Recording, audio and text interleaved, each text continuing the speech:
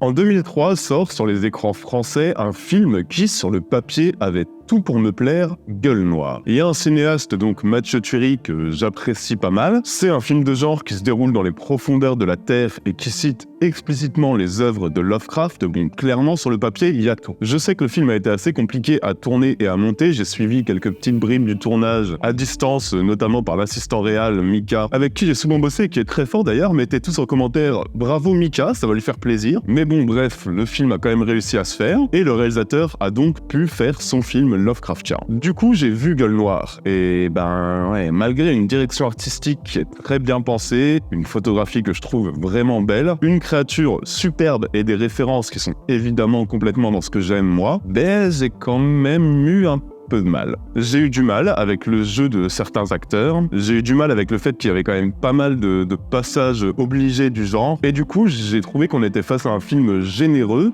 un film réalisé par un fan, ça se voit, et c'est d'ailleurs ce qui sauve Gueule Noire à mes yeux, la générosité et la sincérité du projet, mais je trouve aussi qu'on a un film qui est parfois assez confus dans son montage, dans sa gestion de l'espace, voire même parfois dans sa caractérisation.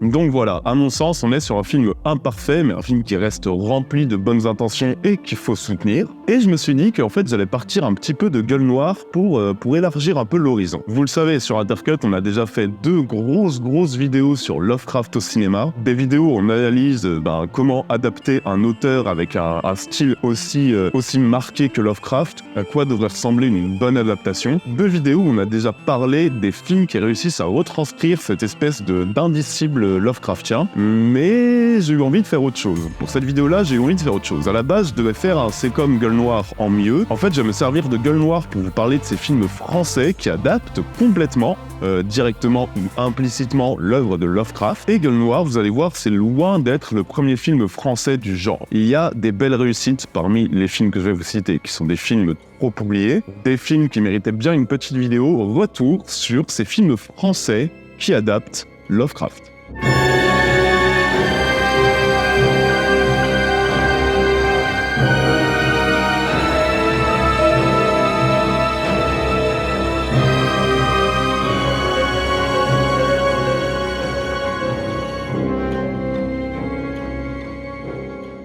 Et pour commencer, on va partir vers un film qui est quand même assez récent, puisqu'il est sorti en 2017. Et je me souviens qu'à l'époque, j'avais été très intrigué par les quelques images promo de ce film. Puis, en fait, j'en avais complètement oublié l'existence, et j'ai l'impression que c'est le cas de beaucoup de gens. Et du coup, je l'ai rattrapé pour cette vidéo. On est sur une coproduction française et espagnole, qui est réalisée par le Frenchie Xavier Jans, un film qui s'appelle Cold Skin. Et clairement, on est sur un pitch qui est hyper accrocheur. Franchement, à la lecture, c'est un peu tout ce que j'aime. Ça se passe au tout début de la Grande Guerre. En 1914, on va suivre un jeune climatologue qui débarque sur une île très isolée pour y étudier le paysage et le climat. Et pendant un an, il est censé juste vivre avec le gardien du phare. Gardien du phare de l'île, qui est un homme assez discret et plutôt farouche en apparence. Et sauf qu'une nuit, l'habitation de notre jeune climatologue est attaquée par des créatures étranges, des créatures cauchemardesques, des créatures que le fameux gardien du phare semble presque connaître et surveiller. Je pense que vous voyez complètement le mix assez explicite qui est fait ici. On est entre 2 nouvelles de Lovecraft, entre Dagon et entre le cauchemar d'Innsmouth, qui sont 2 nouvelles de Lovecraft que je trouve assez géniales. Et à partir de là, Cold Skin va un peu se vendre comme étant la version non arty entre guillemets de The Lighthouse, avec du Lovecraft beaucoup plus assumé, de l'action, de l'horreur et pas mal d'angoisse.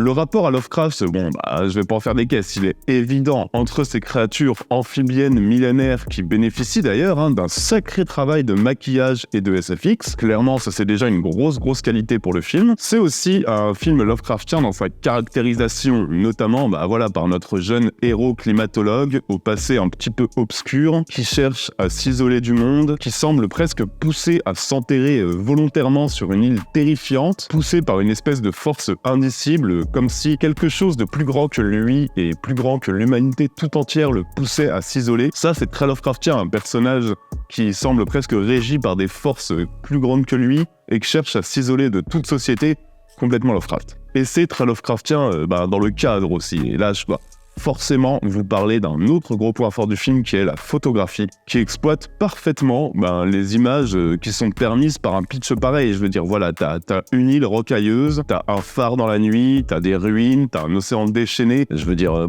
tout est réuni pour créer quand même des sacrées images, pour avoir des sacrées séquences et pour poser une belle ambiance. Et le cinéaste, il y parvient, franchement, de très belle manière, ce qui fait que l'atmosphère du film est aussi, du coup, un gros point fort. My eyes have scrutinized every surface 1,000 times. We speak of the lighthouse and its environs as if it were an entire state. Every nook and cranny has a name. Every rock. Every stone. On est sur un film qui sait privilégier le chant et la suggestion sans jamais que ça ne sonne cheap ou cache-misère, ce qui m'aurait vite saoulé. Enfin, je veux dire, les films qui jouent à fond sur leur chant et on sait très bien que c'est parce qu'ils n'ont pas le choix et qu'en fait c'est plus un cache-misère, ça m'énerve assez facilement. Là, c'est pas le cas du tout. C'est un vrai choix artistique et ça donne du coup beaucoup plus d'impact quand le film va vraiment se mettre à filmer frontalement ces monstres et quand on va commencer à comprendre leur origine macabre, ça va vraiment donner des belles scènes. Du coup, assez peu de gore, voire même assez peu d'horreur en soi, plutôt une sorte d'ambiance angoissante et oppressante, avec une intention assumée de faire une sorte de cauchemar éveillé, et je trouve que c'est plutôt fort. Alors, on n'est pas non plus sur un grand chef-d'œuvre Lovecraftien, je vais pas vous mentir. Parfois, le film cède un peu trop aux grosses sirènes de l'action bourrine. Parfois, le scénario patine un peu, traîne un petit peu en longueur. Mais le film parvient à avoir son lot de belles séquences, à trouver cette espèce de poésie nocturne et macabre qui est essentielle à Lovecraft. Et il se rattrape largement sur sa séquence finale que je trouve très très belle. Non, vraiment, pour tout amoureux de Lovecraft, c'est un film à voir, un film qui est quand même passé un petit peu sous les radars. C'est une très très honnête adaptation. I'm out! There's too many! There's too many! Bon alors, et dans le genre film qui n'a pas fait tout le bruit qu'il méritait, j'en ai un autre, réalisé par Eric Valette, qui a quand même eu le prix du jury, il me semble, à Gérard May en 2002. C'est un film qui doit énormément à Lovecraft, qui s'appelle Maléfique. Bon alors, Maléfique, c'est un film assez intriguant. Pour vous résumer brièvement, c'est le premier long métrage du cinéaste et ça nous raconte comment un jeune chef d'entreprise se retrouve en tôle avec des congénères un peu haut en couleur, c'est-à-dire un Clovis Cornillac en transsexuel bodybuildé, un espèce de vieux cannibale et un espèce de tueur mystérieux. Voilà, donc le chef d'entreprise se retrouve au milieu de tout ça et tout le groupe découvre mystérieusement dans la cellule un bouquin très très ancien, un bouquin qui semble écrit par un occulte meurtrier du passé, un bouquin qui semble être le Necronomicon. Pour ceux qui connaissent un peu l'univers de Lovecraft, le Necronomicon, c'est un livre qui se retrouve dans énormément de nouvelles de l'auteur. C'est une sorte de livre maudit qui rythme un petit peu chaque nouvelle. Du coup, bref, ce petit groupe en lit les formules noires et peu à peu, le film va verser dans le fantastique, les dimensions parallèles obscures, la magie interdite. Je reste volontairement très flou pour ne pas me spoiler, mais bref, c'est un huis clos qui n'adapte pas littéralement et explicitement un bouquin de Lovecraft, mais qui va plutôt en reprendre les grands thèmes, notamment l'irruption insidieuse du fantastique et du surnaturel dans une situation qui est pourtant à la base un peu plus réaliste et un peu plus basique.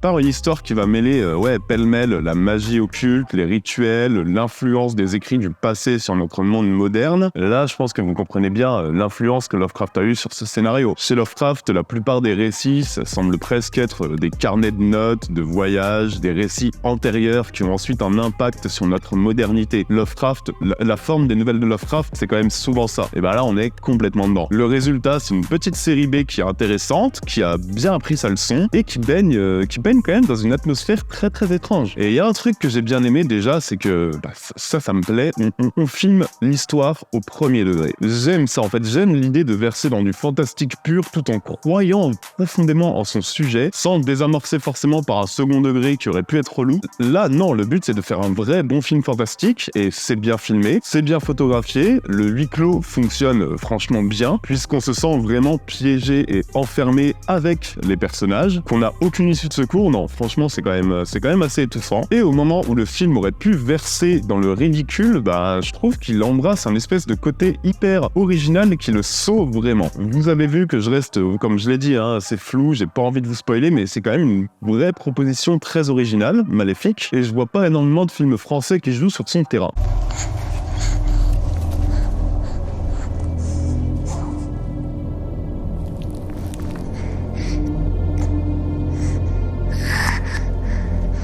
Et franchement, je vais pas vous mentir, moi je l'avais vu déjà ce film, et je me souvenais d'une petite série B honorable, sympa, mais sans plus. Et en fait, le revoir m'a mis quand même une belle petite claque, quoi. Parce que je trouve que c'est rare une adaptation Lovecraftienne sans gros monstres, sans tentacules, sans dieux cosmiques. Et pourtant, Maléfique, il parle de la peur de l'inconnu, il parle de la mort, des peurs primales qui poussent à la folie, jusqu'à un dernier tiers et un plan final que je trouve assez terrible, qui fait vraiment, ce dernier tiers pour moi, il fait basculer le film, à proprement parler d'ailleurs, dans une autre dimension. Ça, c'est fort. Et pour moi, ça a parfaitement compris l'essence de l'horreur Lovecraftienne, et je trouve que ça aurait juste mérité de s'affranchir de quelques moments un peu lents, un peu trop décalés pour fonctionner à 100%, mais clairement, les amis, dans le genre film fantastique français, Maléfique, il frappe fort. Il vous surprendra forcément, et pour ceux qui ne l'ont pas vu, franchement, vous pouvez foncer, vous allez vous régaler.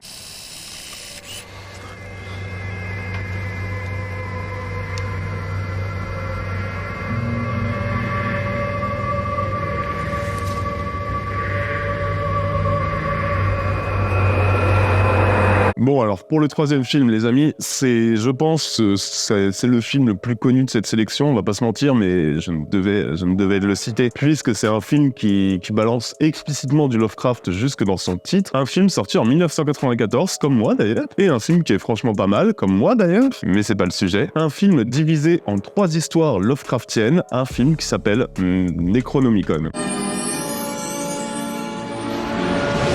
Brian Yuzna, notamment réalisateur des suites de Reanimator, Shusuke Kaneko et Christopher Gans, notre bon français qui signera plus tard l'adaptation très Lovecraftienne aussi de Silent Hill. Ces 3 réalisateurs vont allier leurs forces pour faire un film composé de 3 segments qui vont être reliés entre eux par une idée commune. L'idée, c'est qu'on suive Lovecraft, le vrai, l'auteur, Lovecraft, qui a besoin d'un peu d'inspiration. Du coup, il va errer dans une bibliothèque interdite à la recherche d'une Necronomicon, livre antique, obscur et maléfique, d'où il tirera les 3 histoires qui nous sont contées. Des histoires adaptées chacune d'une nouvelle différente de l'auteur. Donc on a ce récit encadrant, Lovecraft qui cherche des histoires, et au récit encadré, les 3 histoires qu'il parvient à trouver dans le Necronomicon. Je vais pas vous raconter l'histoire de chacun de ces petits segments court-métrage, sachez juste qu'on est en globalité sur une œuvre qui est très distrayante, qui cherche pas forcément, de toute façon qui aurait bien du mal à le faire je pense, à adapter le mysticisme et l'espèce d'inquiétante étrangeté propre à Lovecraft, et qui du coup se dit, franchement, quitte à y aller, autant mettre les pieds dans le plat. Le résultat, c'est un film qui est quand même un petit peu bourrin dans sa manière d'adapter Lovecraft, mais qui est étrangement quand même assez réjouissant. That is not dead, which can the eternal lie. And with the strange eons, even death may die. In his lair, Cthulhu waits dreaming. That which is not dead. Il y a des bonnes idées dans chacun des segments, et il y a aussi, faut le dire, il y a un aspect très fauché, des effets spéciaux un peu malheureux, quelques petites errances techniques qui surprennent, mais bon, le tournage a été compliqué, le film n'a pas une thune, d'accord, allez, on pardonne. On pardonne parce qu'il y a par contre un vrai travail de fan de Lovecraft, qui a aussi pas mal de bonnes idées, une ambiance qui, comme je l'ai dit, reste quand même souvent assez éloignée de l'ampleur mondiale et cosmique Lovecraftienne, mais qui reste reste quand même assez efficace, même si bien plus classique. Et surtout, il y a quand même un petit côté étrange et décalé qui donne un beau cachet au film. Et par contre, alors je dois le dire, c'est souvent le souci des films à sketch, bon, c'est quand même assez inégal. Moi, par exemple, j'aime beaucoup le premier segment, que je trouve malin, qui cherche le lugubre, le malsain, qui a une mise en scène qui repose sur un vrai symbolisme, qui a aussi des thématiques très ambitieuses, parce qu'on parle quand même de vaincre la mort. Le premier segment, j'ai beaucoup aimé. J'ai eu plus de mal avec le deuxième, alors que le troisième, je le trouve bien plus brut, bien plus brutal, bien plus poussé, bien plus jouissif en fait. Pour moi, il y a ce deuxième segment qui est quand même un petit peu en dessous. Mais dans tous les cas,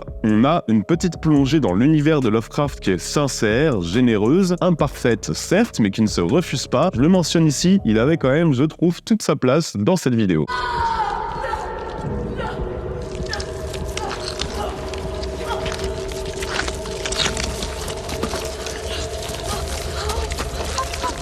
Bon, et si j'avais voulu tricher un peu les amis, j'ai des petits films bonus, j'aurais pu vous parler de ce film qui n'est pas français, qui n'est même pas une coproduction française, mais qui est pourtant réalisé par un Français bien de chez nous. C'est un film merveilleux, et bien plus d'une fois vous m'avez demandé d'en parler sur Intercut. C'est considéré comme l'une des meilleures adaptations non officielles et non directes de l'horreur et de l'indicible Lovecraftien. J'aurais pu vous parler de Rendez-vous avec la peur, un film qui est réalisé par Jacques Tourneur, mais je vais pas le faire. Pourquoi ? Parce que qui sait, peut-être qu'il y aura prochainement une vidéo dédiée à ce film. Voilà, donc j'espère que cette vidéo vous aura plu. C'est quand même en mieux. Donc comme d'hab, c'est vous qui allez pouvoir choisir le thème de la prochaine vidéo. Et je vous propose, je vais vous proposer Bad Boys en mieux, ou alors on va partir sur un gros Tom Cruise et un gros Mission Impossible en mieux. Est-ce possible ? Peut-être. Est-ce que j'ai déjà du lourd dans ma sacoche ? Oui.